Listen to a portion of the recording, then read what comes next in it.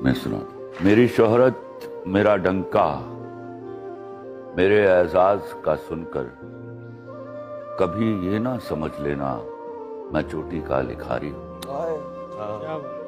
मैं बिजनेसमैन हूं जानम, मैं छोटा सा व्यापारी हूं। मेरी आड़त पे बरसों से जो महंगे दाम बिकता है वो तेरे गम का सौदा है। वाह वाह वाह। तेरी आंखें, तेरे आंसू, तेरी चाहत, तेरे जज्बे यहाँ शेल्फों पे रखे हैं, वही तो मैंने बेचे हैं। तुम्हारी बात छिड़ जाए तो बातें बेच देता, जरूरत कुछ ज्यादा हो तो यादें बेच देता। तुम्हारे नाम पे सदके बहुत पैसा कमाया है, नई गाड़ी खरीदी है, नया बंगला बनाया है, मगर क्यों मुझको लगता है मेरे अंदर का व्यापारी तुम्ही को बेच आया है। मैं बिजनेसमैन हूं जानम, मैं बिजनेसमैन हूं।